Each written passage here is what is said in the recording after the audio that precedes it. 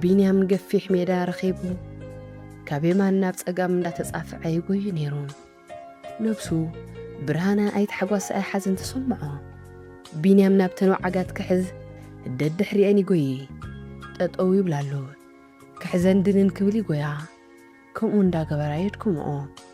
ብፍላይ ነተን ንኣሽተይ ወዓጋት እንተሪኡ ጎዮ ይደክመን። ብርሃነ እንካባን እንዳቆረስካ ሃበን ኢሉ ባን ሃቦ። ቢንያም ነታ ንእሽተይ ወዓግ ክባ ኢዱ ምስ ዘርግሐ እቲ ዓብዪ ወዓግ መፂኡ መንጠሎ። ችት ሃባ ሃባ ሃባ እንዳበለ ደድሕሪኡ ሰዓበ። ብርሃነ እንዳሰሓቐ ካልኣይ ባኒ ሂብዎ። ነታ ንእሽተይ ከባ ክብል እቲ ዓብዪ መፂኡ ክምንተሎ ክብል ብርሃነ ኣባሪሩ ነታ ንእሽተይ ምስ ሃባ ብታሕጓስ ተሰራሰረ። ሆራ ንቢንያም ቃላይ ዘይኮነስ ደስ ዝብሎ እተን ወዓጋት እየን። ብርሃነ ንሃይማኖት ምስ ቢንያም ገዲፉ ናብ ሮዛ ተመለሰ። ሮዛ ሕዚ እውን ናብ ሆራ እንቆልቂላ ክትርኢ ጸንሐቶ። ሮዛ ሎሚ ኸይሕምበስና ይንኸይድን በላ። ቮልዮ ኣብ ታሕቲ ዝሕምብሱ ዝንሳፈፉን ዘለዉ ክንደይ ይሕንቆሱ። ኣብዝኸ ኣይትሕጐስና ኣለኽ ማለት ድዩ? ኖ ኣሞሬ ንስኻ ዘለኻዮ ኩሉ ቦታ ደስ እዩ ዝብለኒ። ኣብ ቃላይ ከዓ ዝበለጸ ኢላቶ። ንስኻ ዘለኻዮ ዝብል ቃል ንሕሊንኡ ብሓዘን በትሪ ሸምቂቕዎ ሓለፈ። እንዲያሞ ድማ በላ ናበይ ኢላቶ። ናብቲ ዝበለጸ ተሓጓስ ዝርከቦ እንዳሰሓቐት ተስአት። ቢንያም ካብተን ወዓጋት ምፍላይ ምስ ኣበዮ ንሃይማኖት ምስኡ ገዲፎም አንቆልቂሎም ናብቲ ቃላይ ወረዱ። ናይ መሕንበስ ክዳን ተኸዲኖም ኢድ ብኢድ ተተሓሒዞም ስጋዕ መዓንጦም ዝበጽሕ ብእግሮም ክኸዱ ምስ ጸንሑ ብርሃነ ንቁልቁል ብርእስ ኣተወ። ሮዛ ደድሕሪኡ ጠለቐት።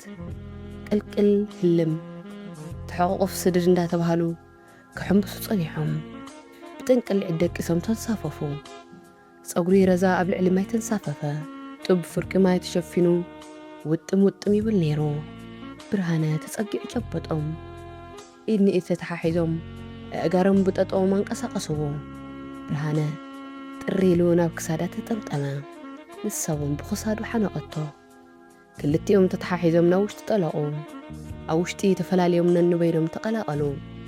ኣብ ቃላይ ዓሚቕ ፍቕሮም ብዘይ ዓንቃፍ ገለጽዎ። ናብቲ ጫፍ ደንደስ ወፂኦም ጥራይ ዝባኖም ኣብ ሑፃ ደቀሱ።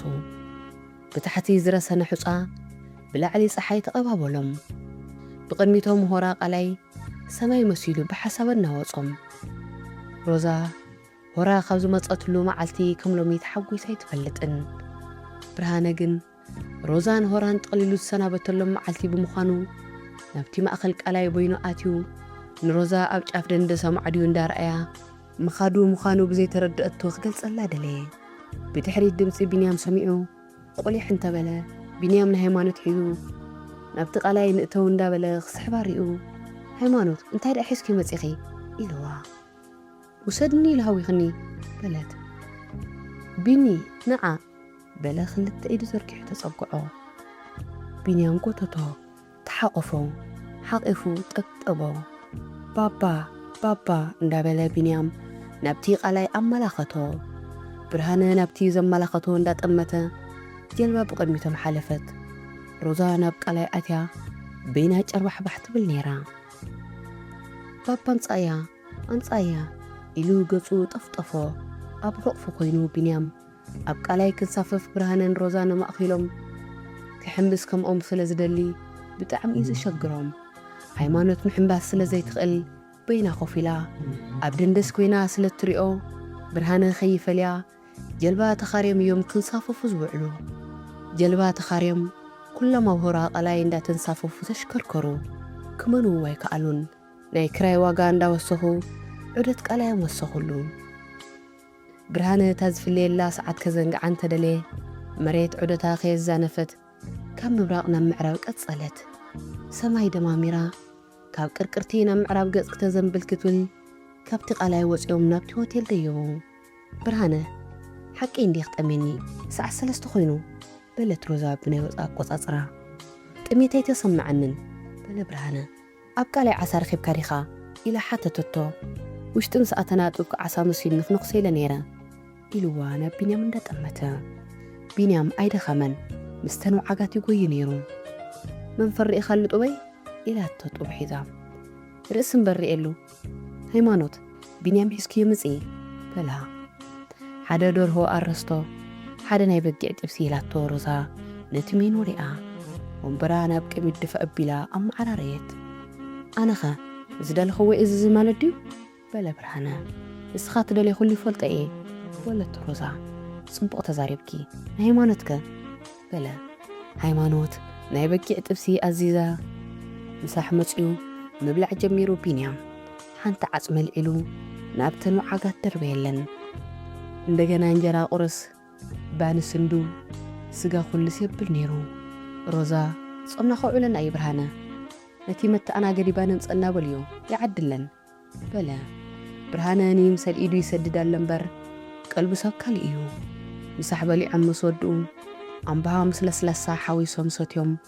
ንክኸዱ ሮዛ ካብቲ መኪንኦም መጸጊዖምዋ ዝነበሩ ቦታ ውፅያ ኣብ መንገዲ ጠጠው በለታ ክለዓሉ ክብሉ ቢንያም ጭጭል በኸየም እታ ንእሽተይ ወዓግ ኣምፃእያ እንዳበለ ደድሕሪአን ኮየ ክትነኽሰካያ ከይትሕዛ በለብኡ ኣምፃእያ ድሓን ኣይትነኽሰንን ትፈልጠኒ እያ በለ ቢንያም ብርሃነ ክጥብሮ ይከኣለን ናይቲ ሆቴል ዘብዐኛ መፅኦም እንታይ ኮንካ ኢሎም ገንጨር በሉ ነታ ብረቶም ምስ ረአየ ንብርሃነ ብቡር ክሓዞ ናብ ገዛ ንኽተምፅዋ ዲኹም ነታ ወዓግ ኢልዎም ብርሃነ ከምፃኣልኩም ይኸይዱ ኢሎም ቢንያም ፈሪሕዎም እንዳጎየ ናብታ መኪና ኸይዳ ኣተወ ኣብቲ እንዳቕርፃ ቅርፂ ስለ ዘሎ ካብኡ ጉዝሉ በልዎቶም ዋርድያ ኣበይ ኣሎ በሎም ብርሃነ ኣብ ቀረባ ቅድሚትኩም ኢሎም ብርሃነ እንዳሰሓቐ ናብ መኪንኡ ደየበ ሮዛ መኪና ኣልዕለት ናይ ሞተር ድምፂ ምስ ሰምዐ ብርሃነ ልቡ ተሸበረ